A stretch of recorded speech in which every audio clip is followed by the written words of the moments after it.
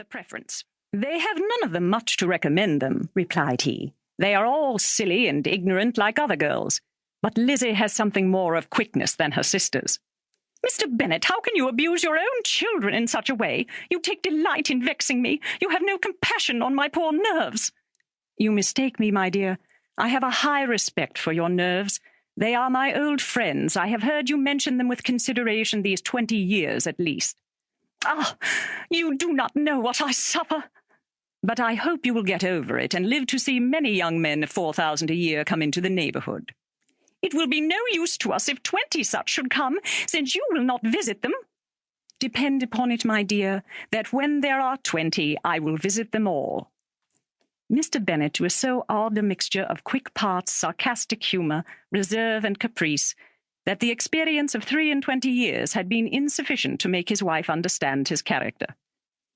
Her mind was less difficult to develop. She was a woman of mean understanding, little information, and uncertain temper. When she was discontented, she fancied herself nervous. The business of her life was to get her daughters married.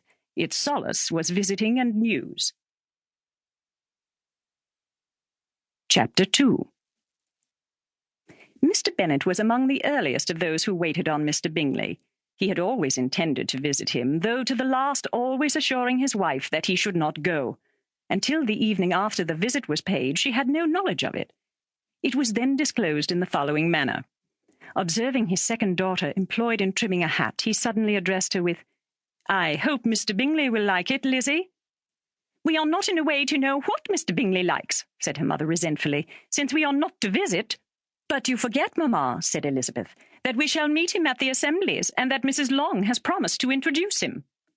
"I do not believe Mrs. Long will do any such thing. She has 2 nieces of her own. She is a selfish, hypocritical woman, and I have no opinion of her." "No more have I," said Mr. Bennet, "and I am glad to find that you do not depend on her serving you." Mrs. Bennet deigned not to make any reply, but unable to contain herself, began scolding one of her daughters. "Don't keep coughing so, Kitty, for heaven's sake. Have a little compassion on my nerves. You tear them to pieces." "Kitty has no discretion in her coughs," said her father. "She times them ill." "I do not cough for my own amusement," replied Kitty fretfully. "When is your next ball to be, Lizzie?" "Tomorrow fortnight." "Aye, so it is," cried her mother, "and Mrs. Long does not come back till the day before, so it will be impossible for her to introduce him, for she will not know him herself." "Then, my dear, you may have the advantage of your friend, and introduce Mr. Bingley to her." "Impossible, Mr. Bennet, impossible, when I am not acquainted with him myself. How can you be so teasing?" "I honour your circumspection. A fortnight's acquaintance is certainly very little. One cannot know what a man really is by the end of a fortnight. But if we do not venture, somebody else will. And after all, Mrs. Long and her nieces must stand their chance, and therefore, as she will think it an act of kindness if you decline the office, I will take it on myself." The girls stared at their father. Mrs. Bennet said only, "Nonsense, nonsense." "What can be the meaning of that emphatic exclamation?" cried he. "Do you consider the forms of introduction and the stress that is laid on them as nonsense? I cannot quite agree with you there. What say you, Mary? For you are a young lady of deep reflection, I know, and read great books and make extracts." Mary wished to say something very sensible, but knew not how. "While Mary is adjusting her ideas," he continued, "let us return to Mr. Bingley." "I am sick of Mr. Bingley," cried his wife. "I am sorry to hear that, but why did not you tell me so before? If I had known as much this morning, I certainly would not have called on him. It is very unlucky. But as I have actually paid the visit, we cannot escape the acquaintance now." The astonishment of the ladies was just what he wished, that of Mrs. Bennet perhaps surpassing the rest, though when the first tumult of joy was over, she began to declare that it was what she had expected all the while.